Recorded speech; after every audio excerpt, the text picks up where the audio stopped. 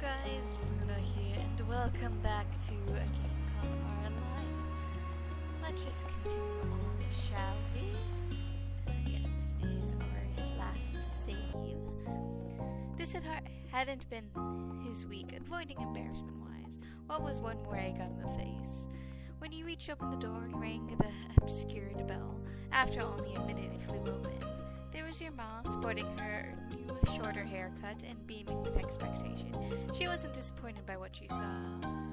Oh, she looks lovely.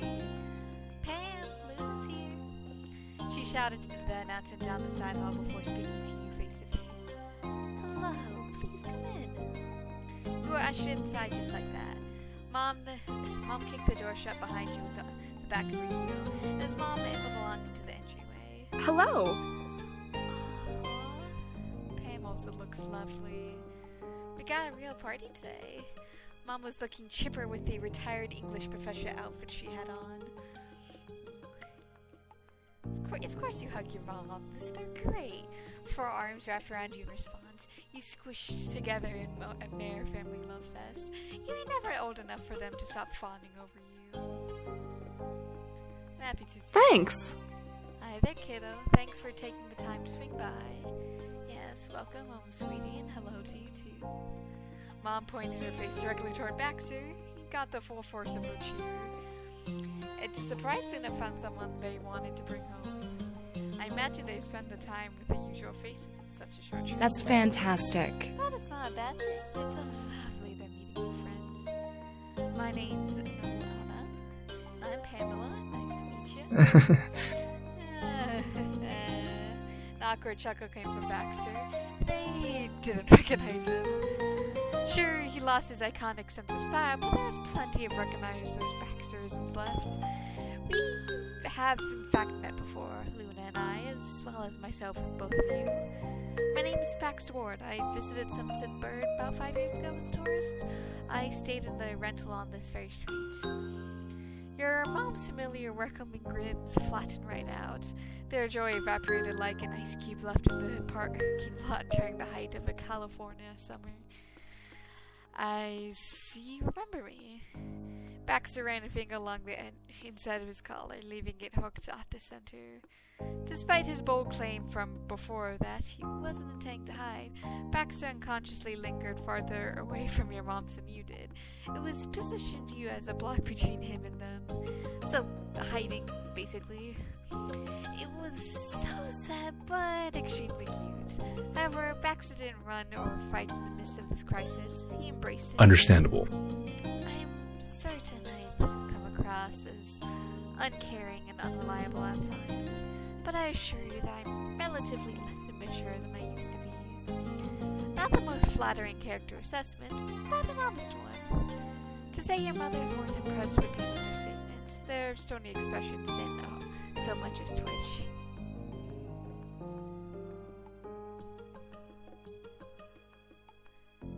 I forgave him for what happened. Thank you for that, Luna. You have every right to be wary of me being here with your child again, and you can take as long as you need to come to terms with it.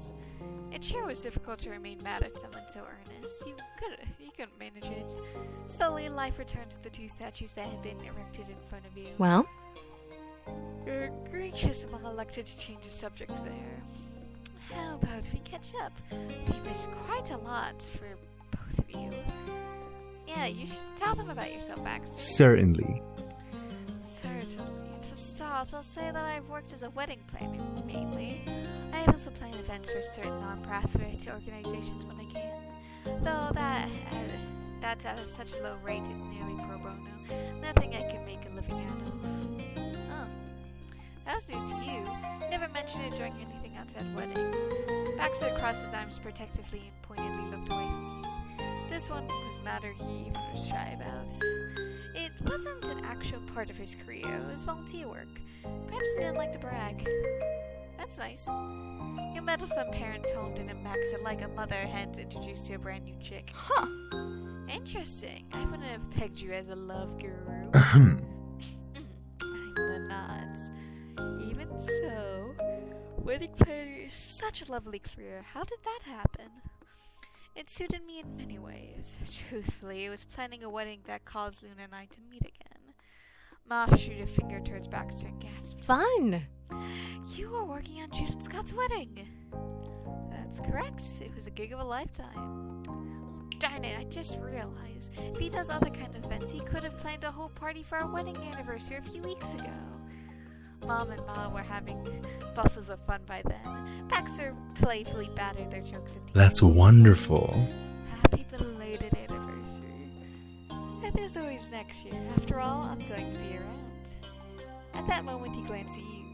Seriousness replaced his casual smile. There are no deadlines anymore.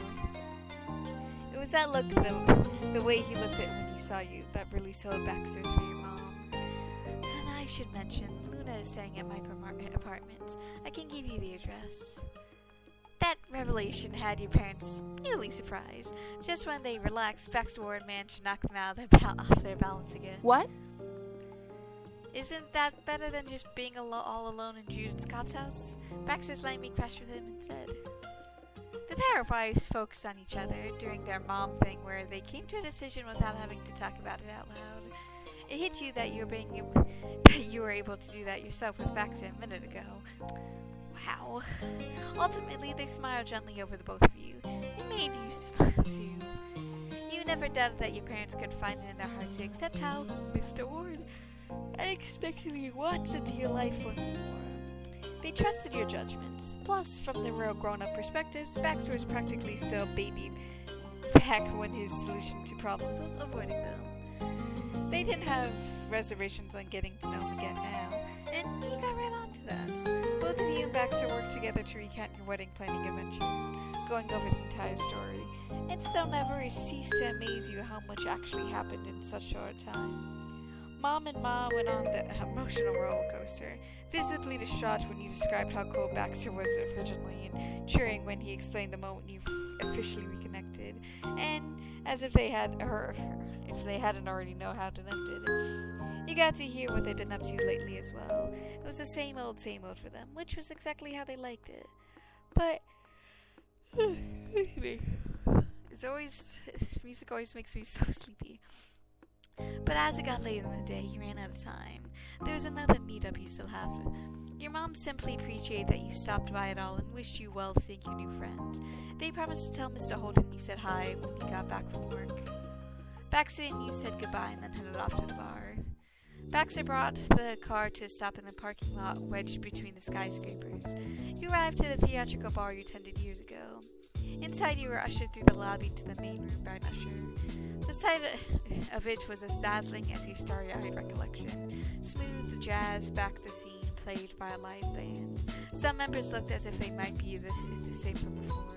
The bartender was definitely someone new, but that was for the best since you weren't sitting at the bar.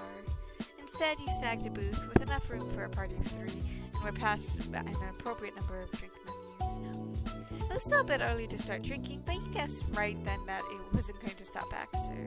Only when the host was finished and gone did Baxter take out his phone. I'll let them know we arrived. Okay. Baxter grinned playfully, buoyed by his own positively, and put the phone away.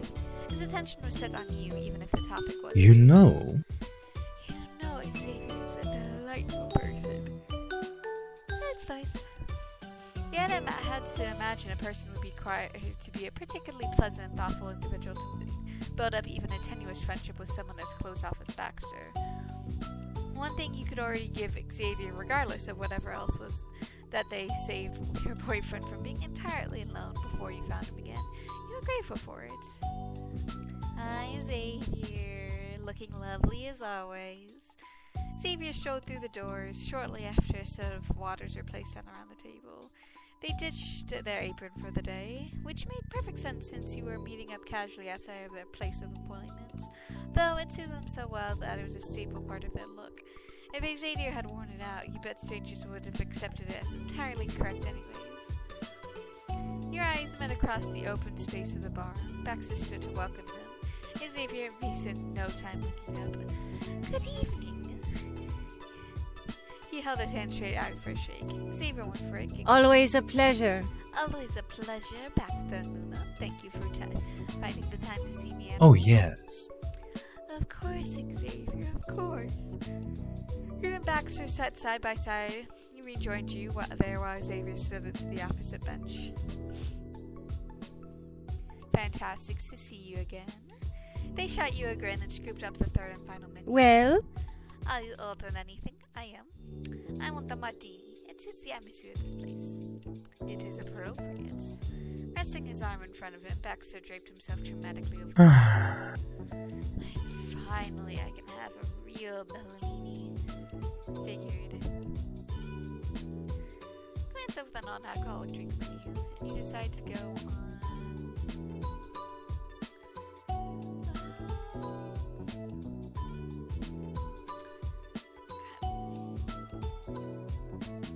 I don't know what an elderflower cordial is, but that sounds interesting.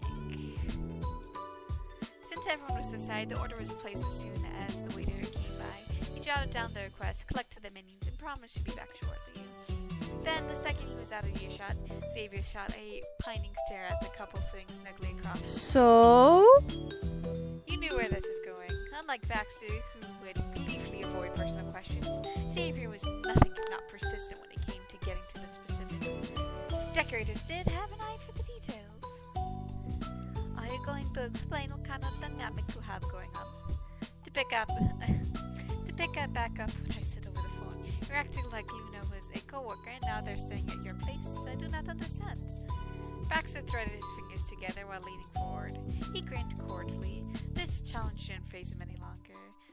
With as much audacity as someone who could ask a baker to make a wedding cake with 3 days' notice, your good friend gave an apologetic answer. Honestly. It seems I was being dramatic. We would continue spending time together after all. Xavier matched his squint, pairing that with an extravagant neighborly smile. What's the dynamic here? I can see that clearly, but what is happening to begin with?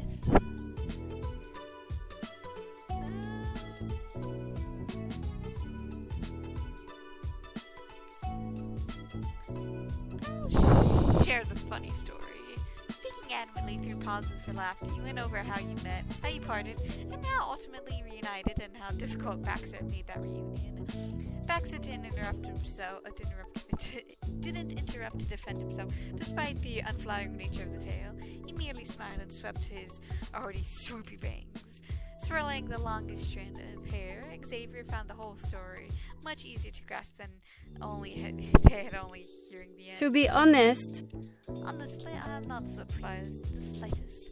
As pleasant as things were when you stopped by the bakery, I always assumed if you stopped having client-based reasons to visit, you never would have spoken to me again. Looks like I was right on that assessment. Baxter gazed dropped. He couldn't help it. Developing closer ties could never make him ashamed, no matter how odd the circumstances. During the inverse, however, might always remain a source of guilt for me. I apologize. It is not your fault. I have no talent for maintaining relationships that aren't entirely unavoidable, and sometimes not even then. I get that trust is always a work in progress, right? I say we would have become actual friends eventually, but Luna giving you a push can speed that up right along. Baxter lifted his face at that, speaking softly. Xavier was a nice person. Yes, I think so too. Drinks arrived shortly. Your little group mutually took that as a closing to the interrogation of a Baxter Ward and Luna Man. After serving the order, the waiter left once more, saying to call in if he needed anything else. Xavier and Baxter put a pause on any future discussion to sample the stuff. By their delighted over the flavor, it sounded like their bar was a hit for it with them both, though Baxter would probably appreciate any alcohol over the mocktail he'd gotten last time he'd been here. Yours was delicious too. The three of you stayed quiet until Xavier chimed in with the next major topic of this meetup, Jude Scott's Adam's wedding. How did the day go? Perfect. Went off without a hitch, wonderfully stable. woohoo! He whistles. The odds were beat, that was for certain. By all accounts, he should have been informing Xavier how the last-minute preparations ended in disaster. Yes, and your cake got rave reviews from the guests, of course. Of course. Phew! I can sleep easy knowing I made a cake for a crowd who enjoyed it, and for a couple who should have actually been getting married. I'm happy for them. Some of these jobs. Shivers ran through Xavier's body. I feel like I'm making a macabre beautiful feast to celebrate a horrible mistake. Baxter chuckled at his colleagues, his fellow in creating martinial bliss, and his match in insight when for the happiest days of someone's life is not quite so happy. While I attempted to believe in every pair who comes through my office, it is difficult to avoid the occasional wallow in cynicism. The wedding industry complex will do that. Of course. Or it would have if I hadn't already possessed a streak of pessimism when it came to a relationship lasting. But we've gone down that. Mm-hmm. Xavier and manicure lashes fluttered as they rested against the back of the booth. They sighed in relief. Relaxing time was over after 1 minute. They tilted forward again, now assured their efforts were in vain. Xavier could indulge in juicier ponderings. Hey, what is the baker's made that groom's cake? I must admit I took a peek at what was under the cover when I dropped my own off. It was well designed. Oh boy, you're gonna get a kick out of this. Me and Baxter had to bake and decorate the entire thing the night before the wedding. Xavier actually jumped up in their seat. What? They settled down and gingerly patted their coiffed hair, making sure it was still in place. Surprises after surprises. You're squishy under that stiff suit of yours, Baxter. Come on. As though that is actually a surprise. He giggled. The sound akin to the bell on Zave's front door. True that part isn't a young Luna baking a cake, is it? You might be surprised. Don't you recall it was the first time you've been in the... It wasn't the first time you've been in a similar... Oh! Right, you're right. Those mystery cupcakes. From that auspicious start, you and Baxter told more stories from the wedding. Eventually, it transformed into Baxter sharing especially memorable moments from their other jobs he worked on. Some highlighted real-life potential pitfalls you could avoid to avoid if you ever got married, while others were 1 in a million debacles. The most unbelievable was the story of a particular orchard-set wedding. A ceremony had been prepared with flowers, a walkway, seating, and a bespoke wooden ark at the ends. As a planner, he was doing a final survey, primed for the guests to arrive, when an out-of-control truck with a back end full of apples burst straight through. Baxter stressed that the driver was fine when he managed to come to a stop. The couple was still married, albeit in a much simpler arrangement, so no real harm was done. However, Baxter distinctly recalled the comedic surrealness of it. Seeing a completed ceremony, the fruits of their works, and then having it flat to the ground in the blink of an eye was something he never expected or hoped to experience. But for all the misery of the moment, he did confess the debacle made for a great mood setter going forward. He shared the memory with every couple he worked with since to help put their own struggles into perspective. It warmed your heart seeing Baxter so at ease. None of the carefully maintained distance remained between him and Xavier or him and you. And there was no sadness or sense of loss when it came to time to part ways. After all, this didn't have to be final. You had the power to reach out again if you wanted. The bill was split and that got paid before goodbyes to the baker. With a cheery wave and a grin, Xavier left for home. You hoped you'd stay friends with Xavier for a long time. The mood was good and the drinks weren't done, so you and Baxter were in no rush to leave yourselves. Light conversation was made. Thank you for keeping company all this time. Thank you for coming to see my moms. I was happy to see them. It's been so long, even though it hasn't been that long at all. Barely a whole month. He tapped a finger against his glass, watching you and smiling sweetly. I get it. I can understand why their presence would be missed. Her family members are lovely people. Your Baxter was so nice about your moms and your big sis. That was something you deeply appreciated. Your family meant a lot to you. But you couldn't forget the offhanded way he noted his own parents to the list of people he lost contact with. Hey, do I have the okay to ask about your mom and dad, or should I not? Oh, Baxter's fingers, which were gingerly wrapped around a champagne glass, twitched. That is fine. He placed the cup down with a clink. You're my partner, after all, and you're allowed to know the details of my mysterious, opaque life, which is certainly something, to say the least. Baxter might have been able to form quips as guibly as ever, but you hadn't missed the dullness in his eyes.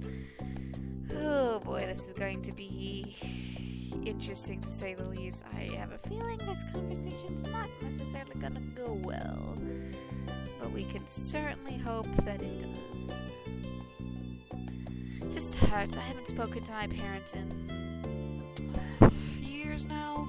That is what I meant, what I included them in the list of relationships I haven't maintained. So they weren't talking at all? You frowned.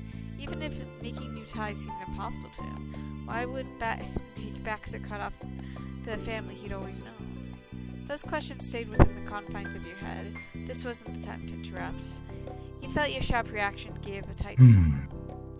Don't worry, isn't it a painful topic for me? Exactly. Mostly I find it disappointing. Frustrating, certainly awkward. Shifting in his seat, Baxter leaned on his elbows and angled his body towards you. Before I caused too much concern, I never done anything to intentionally hurt me. My parents have always cared for my well-being, and I can't deny how much they have done for me, and all the opportunities and advantages I had because they provided them. They gave me the best they knew how, and Baxter cut himself off, raising one hand and using the other to pinch the brow of his nose. He was thoroughly unimpressed with his own ramblings.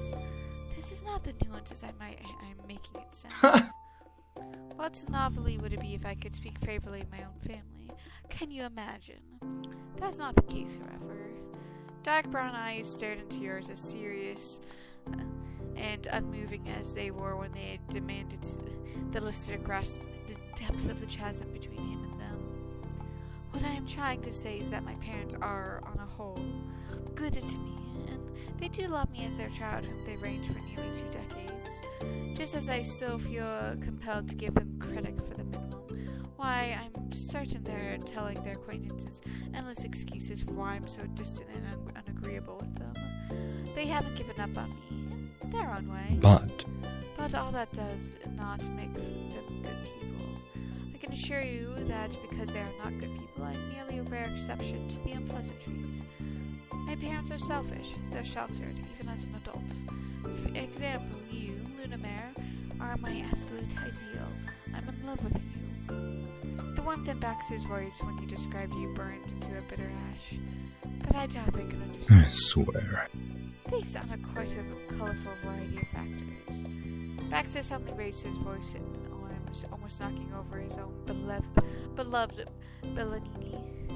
Their nonsense priorities came as concerns are what my parents expected from me. Baxter quieted down again, quick. He was in public, and you weren't the person he wanted to be shouting at anyways. After straightening out his jacket, Baxter crossed his legs under the table. How wonderful. How ironic that I can finally see the silver lining of my lifelong struggles thanks to them. I never realized how poor my connections were if I never cared that my relationship were nothing more than associates based on convenience. Maybe I'd been who they wanted. Regardless, I'm not their ideal son. They're not my preferred company either. And I don't expect you to ever meet my family. That's honestly for the better. I get it. Baxter had barely mentioned his parents 5 years ago when they were closer. Still, it wasn't nothing. He had given small crumbs of insight into their dynamic when he knew him before, and it bothered you ever since. When you were teens, Baxter laughed off every concerning line about his family, knowing how the story ended changed the way you saw those early chapters. Do you remember when we talked about how we got along with our families before? You're taking him by surprise this time. You raised a brow. Back when we went to that hotel, you asked about my family and asked about yours. You said something about how they were problems and that there would really be problems if your parents weren't your parents. Yes, I think I did say something along those lines. It was so silly back then. Imagining myself as not their son and not someone they loved seemed meaningless at the time. They did love me, and that's what mattered. Of course, that's not always enough, is it? If I wasn't theirs either through birth or adoption, if I was someone else's son, they would hate me. I know I'm foolish on many accounts, and it took me a long time to realize that being hypocritical shouldn't reassure me the way that did. Baxter Ward could have had as many shortcomings or problems as he did, and it'd be fine because it was different in that case. There are reasons, can't you see? But they couldn't see that other people deserve the same kind of understanding, and that was something that things weren't problems in the first place. Mr. and Mrs. Ward were not people you need to build a rapport with, that was more than certain.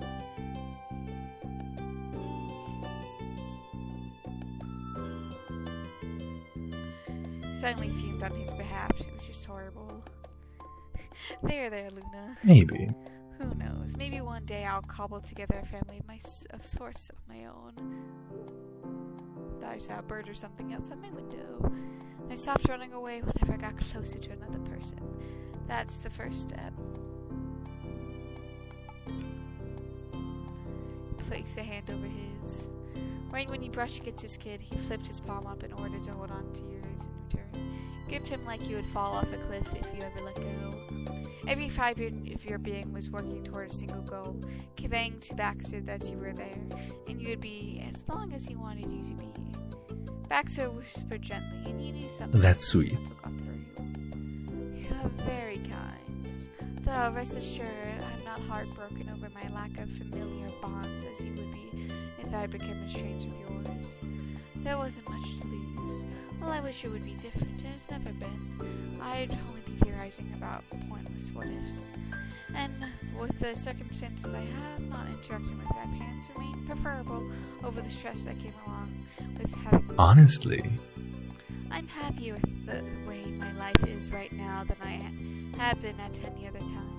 I can stand on my own 2 feet. I understand myself better. I have friends. I have you again. So, I would hope you would be glad for how far I've come, rather than sad that there were hurdles to overcome. Managing a smile, he gave him an answer from the heart. If you're happy, I'm happy. You've done a good job, Baxter. Why, thank you. For a moment, you connected with one another, genuinely, sincerely, and wholly. That was the ever-familiar Cheshire cat grin took center stage. So... And at the very least, I can be grateful that you don't have the thick-headed parents that bartender and diva were saddled with. Despite yourself, you laughed. That was a completely unexpected reference. Baxter used the opening to continue reminiscing about what had happened the day he invited you out for drinks so long ago. It was intentional. He didn't want to linger on the heavier topic of his family, but it wasn't forced. Baxter didn't have to pretend he was doing it well. It was true. He could carry on with his head held high, and you get to be there from then on. It was something to be glad about. Soon, the time moved forward did arrive. There was other adventures to be had. You and Baxter's hopped in the car once again, and the bar disappeared behind you. Neither of you had eaten since that morning. Your grumbling stomachs decided that you would eat at one of the nearby restaurants rather than going to the apartment to cook. When you were done with that, yet another stop and back to the car, it was well into the night. You had been away from home for at least 12 hours. One might have thought about frantically finishing at the wedding. The day after that would be comparable, less jam-packed. But nope. It had been your 5th or 6th subsequent day of squeezing every last minute of the day for all it was worth. You couldn't keep track of anyone how long you'd been tossed about by the whirlwind of activity. Your charming company and the flurry didn't bat at the pace. In fact, it hadn't budged a hair out of place in the perfectly styled head. The darkness of the world and the lateness of the hour meant Mr. Ward had reached the height of his energy. It was under those circumstances when Baxter offered up a new proposition. Does that sound alright? Luna, what would you say about going dancing with me? Huh? He elaborated. I spent the whole of the wedding working, if you recall. Even though we stole a little time after the event had finished, that was hardly comparable to having a night out together. Especially when you consider the circumstances that lingered between us then. And we can't forget that you'll be leaving soon, and I'll have to start a new client work shortly. So why not take advantage of the moment we have together now? Here, you had been thinking you had already made the most of the day.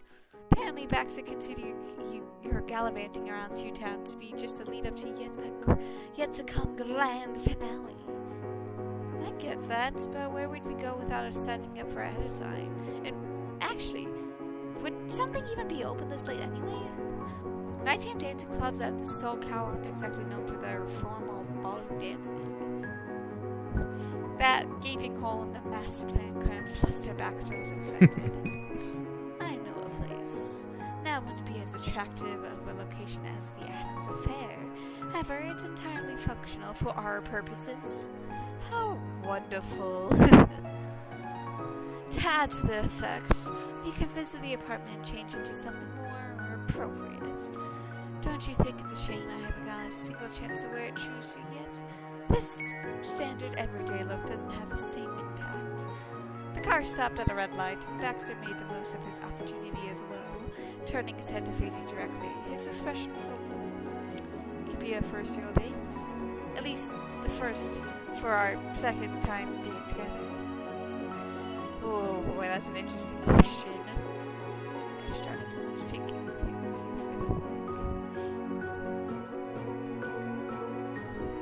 anyways. I can try. Thank you. Thank you, Luna. He chirped sweetly. But when his eyes went back to the road, he was smirking deviously. Baxter channeled his growing energy into the tongue grip on the wheel. Ooh, this is going to be a little bit nerve-wracking, I feel like. Finally, I have a partner I can dance with whenever we wish to. That is certainly the case. The light turned green and he hit the gas. Your back pressed into the seat from the rapid change of momentum. There'd be no rest for the wicked. It all made you snicker. His enthusiasm never failed to delight. You arrived at the apartment building and went straight up to Baxter's floor and through the front door of his place. Without needing to reiterate the latest scheme, you and Baxter split off into your respective rooms to get fancy.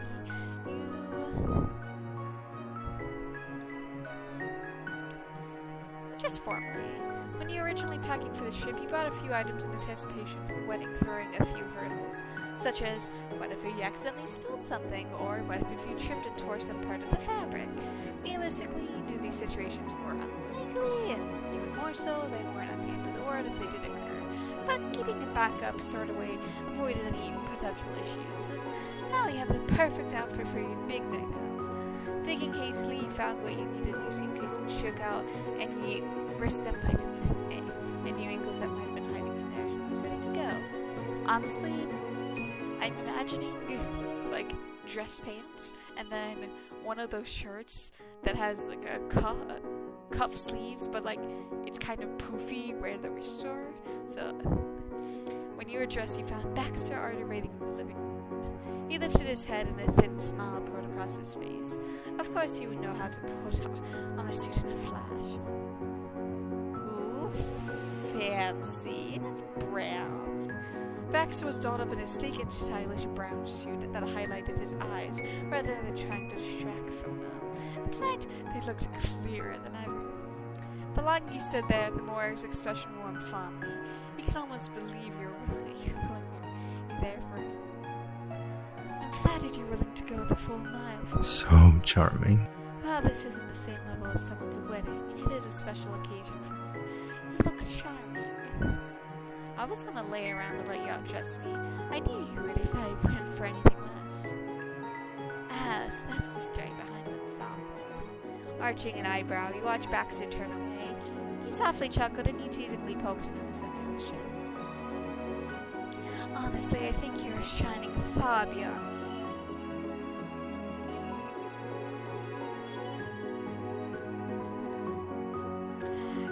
I have such a handsome boyfriend. Baxter proudly smoothed the front of his jacket and then took a sweeping bow. One of my apparent accomplishments, if I say so myself. He idly adjusted his cuffs of the suit jacket. Your eyes followed that movement. I have been told that the set is an attention grabber. automatically granched up and caught the gentle curl of his So? So shall we go? Time to paint the town red? I can certainly work with that plan. On that note, the two of you left the apartment behind and gallivanted off into the city. It was exhilarating to ride off with this little warning to who know where with a Baxter Ward by your side. You felt all of your 18 years old again, and you had no idea until now how deeply you missed this. The engine cut off and Baxter's latest mystery location was unidentifiable. Closing the car door, all you could see was a small empty lot and a few street lamps keeping it lit. This lot sat behind a huge building, but from the spot you had no way of knowing what was inside could be. The back was entirely non-distinct, just an imposing white wall. Here we are? Yes, there's a door ahead. Baxter led you away from the car and toward the back door you had missed entirely in the shadows. He opened it with little effort and stepped inside. Perplexed, you stood there and stared into the dark void Baxter disappeared. Come on. Right in this way. You kind of see his arm in the doorway and Baxter motioned for you to follow. You had anticipated being surprised by where he was taking you, but this was way more unusual than his usual farce. Following you inside, you struggled to see anything but the tiny rays of light lurking through the doorway. Baxter still found your hand began to lean you forward. No explanations were offered. Instead, Baxter acted under the assumption that you would blindly come with him. And he was right. Baxter went ahead with confident steps. You trusted him enough to believe that this wasn't a mistake. Wherever the two of you were, he would at least know the pitch-black hallway. He found precisely where to reach at another door. In the new black void, you caught a faint echo of your own footsteps stopping by his side. Next to you, the door felt like glass under your fingertips. Baxter lightly squeezed you, and then he let go. Wait here, please. I will get the lights. There was nothing else to do. Listening close, you could hear Baxter's steps bounce across the presumed open space as he strode ahead. He moved further and further until he heard a loud click of multiple switches being flipped. Several rows of lights zapped off in succession. A dance studio. The lights flashed to the full brightness and blinded you. Shielding your face, you were aware of Baxter moving in your direction. I'm sorry. Sorry, I should have warned you. Are you alright? Squinting, your blurry sight gradually adjusted. You finally got the idea of where you were. A big, nearly empty room with a shiny tag. So basically like a flashbang. It was strange. Something familiar about the picture. Almost like you've seen this room before. That was it. You had seen it before. Specifically in the photo Scott and Jude sent before the wedding. This is where they must have practiced with Baxter. Is this your work building? Correct. Baxter revealed the ring of keys hooked around his finger and spun it, his expression impish. If we're being technical, we're long closed for the day. However, I happen to have keys. Are you kidding me? You were shocked. You could get in trouble. Glancing around anxiously, you wonder how long it would take to be discovered. Someone was bound to spot the lights on, right? We won't, I promise. I'm not gonna put your good name at stake for this. I'm allowed to visit any time, even when customers are not. Are you serious? Baxter answered initially with a casual shrug. He placed a hand on his hip. Of course. What if I need access a file in the office? Weddings, as you know, are juggling an act of many moving pieces. The difficulty would only increase if the work fell exclusively within a window of set hours. Right, I'll give you that part. A single wedding was chaotic enough, but planning them as a career could be easily more than a full-time job.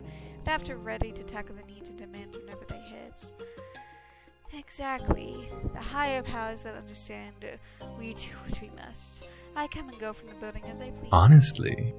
Though bringing a date here is not entirely an expected reason for coming. Exactly my point. I know. Personally, I'll still count this a job adjacent. You're helping me maintain my professional dancing form. The owners are highly understanding. See? And excuses only necessary for your cause, which might not even happen. Mischief chinkled in his eyes. He seemed so certain his abilities that we had to believe Baxter would never be taken to task for the stunts. Finally, you accepted that with the Baxter War, there was no such thing as straightforward night ends. Okay. Excellent. One moment, please. Holding up a single digit, Baxter politely dipped his head, and then he went to the counter by the far wall. He was messing with something there, but you couldn't tell what while he walked over to the center of the room. I'm guessing it's something to do with music or something similar.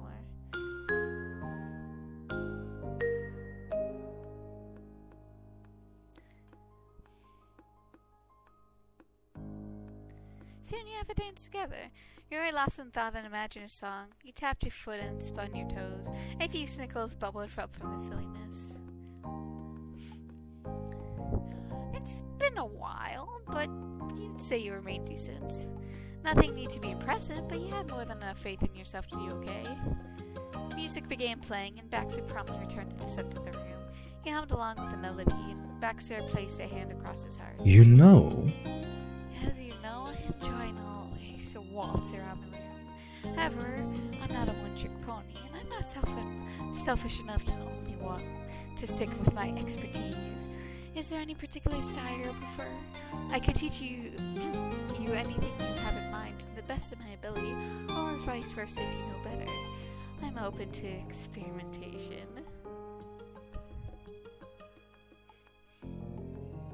Honestly, I'd love to have a waltz. Baxter's face brightened gloriously. gladly. I'd love nothing more. With that, Baxter showed you a remote that he hadn't seen before. The question bounced on the tip of your tongue, but your gaze trailed over to the back of the room and the answer struck. It was obvious once he realized the sound system was hidden behind the counter. He must have grabbed the remote when he was there. Yeah, exactly. I'm not surprised that he would do something like that.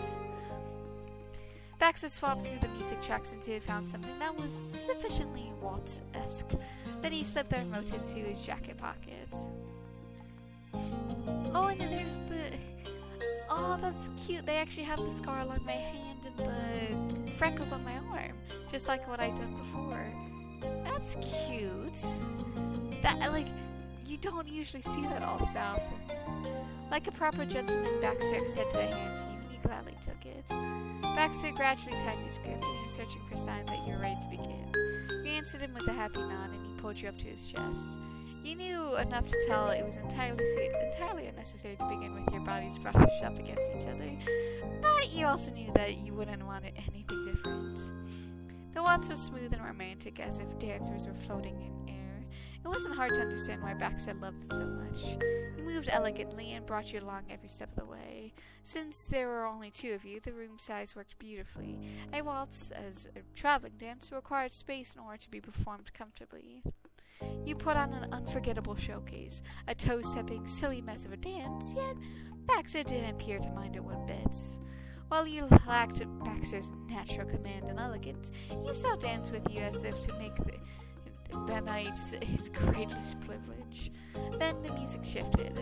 The conclusion of the current song was on the horizon, and you just knew that this was going to be the conclusion. Well, not too surprised.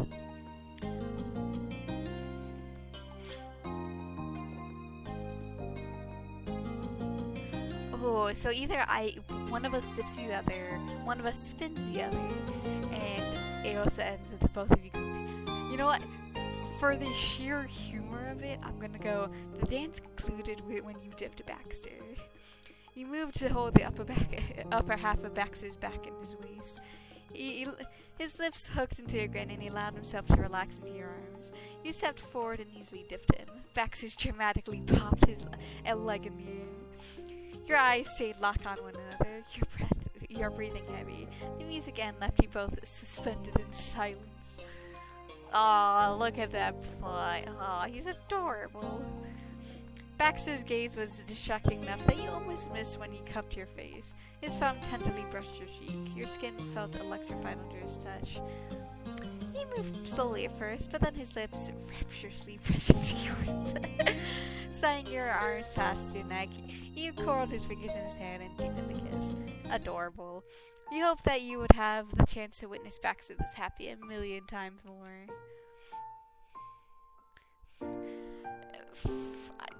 You know what? I'm just gonna go with you trying to catch your breath. Tiredly, you wiped your forehead. Now that you weren't whirling, you began to feel the exhaustion sink. Bravo!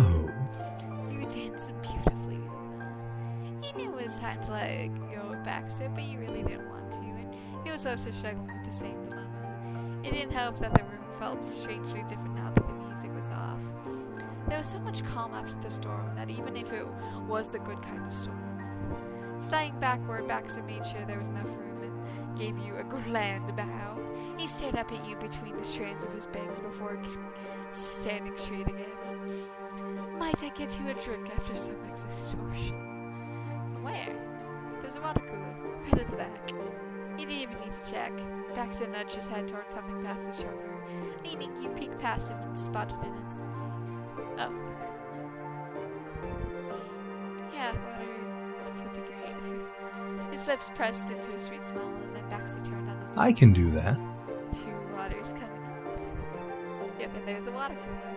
Baxter sauntered to the water cooler and fetched you both something to drink. A minute later, he passed you a full cup of water. He tilted his head back to swallow a large sip. He brought the cup down again and combed his swooped bangs to the side with his other hands. Now we can continue standing here, but there's something better we can rest our feet. Would you care to follow me? At this point, I'm up for anything. Bring it on. Lovely. Wonderful. Baxter casually dropped the remote off at the counter and shut down the music system completely. Leaning against the glass door, he waited for him to finish. Then he left that room behind and traveled down a different hallway. Now that Baxter wasn't maintaining a mystery, he switched on several lights along the way. It was almost comical how the two of you were tiptoeing through the closed business. Glancing at the clock, it was already pretty late, but at this point you doubted that anyone was going to discover this mischief. Taking your drinks for the trip, Baxter brought you to a much more familiar spot. You swung the door open with an extra confidence. Welcome back to my office, Luna. Make yourself at home. Walking to the center of the room, you did a spin to inspect everything in sight. Pivoting, he then turned to Baxter. You know, I thought I'll never see this place again. That's understandable. It was touch and go for a while, wasn't it? Baxter flicked a hand as he walked and talked. He went straight for the couch and settled down on it. He immediately got comfortable by switching his legs and slinking his arm along the back. The whole time his gaze was rested on you. You sat next to him. Lowering into the cushion, you situated Baxter's arm under your head. It was nice. Baxter cozied closer to your side, and he moved happily as he did it too. The reestablishment of warmth between the two of you gave you goosebumps. I never get to do this. Relaxing even further, Baxter idly ran his free hand along the purple fabric. How strange being on the side of this room. Yeah.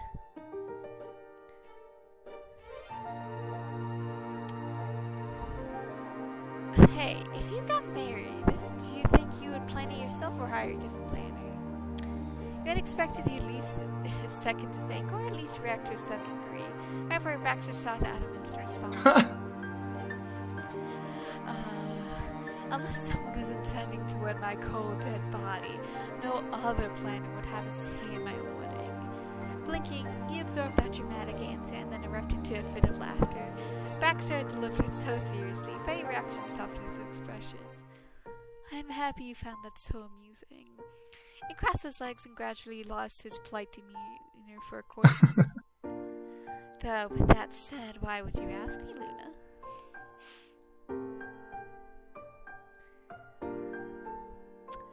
Because maybe when a wedding planning office wise guy. He dramatically glanced up and down before returning his attention to you. Who would have guessed that? Anyone, Baxter. Anyone who doesn't have ulterior motives. Oh? Ulterior motive? I have none and wouldn't assume of it in you either. Not at all.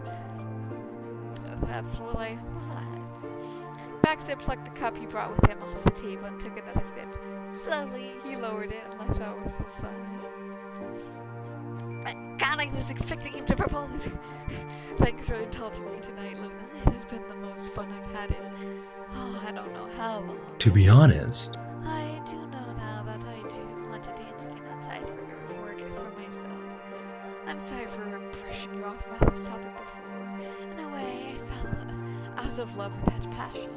It became tedious and unsatisfying to deal with complete strangers, and I didn't have enough hours in the day to dedicate to a long-term competitive partner any longer.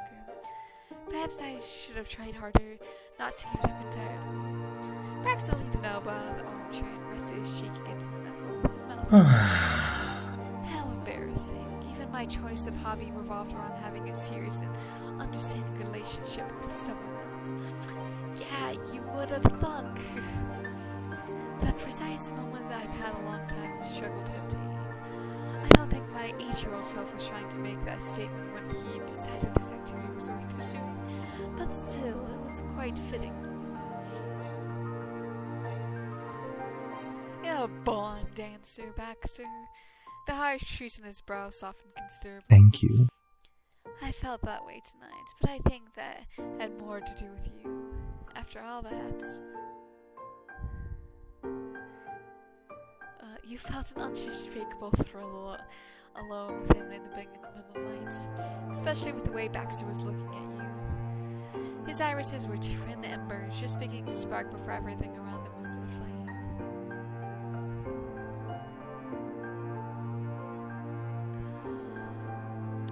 Hey, a little late, but are there cameras in this room? The smolder of his eyes crept across the rest of his features, heat curling at the edge of his lips. He was definitely hoping he might say something like that. No, there aren't any in the offices. I always told them that was dangerous. Exciting. But why would you ask something like that? He mimicked a coy tone. Instead of telling you, I can show you. With a laugh, Baxter crossed his legs. Then he stopped chuckling and suddenly brought his face nearer.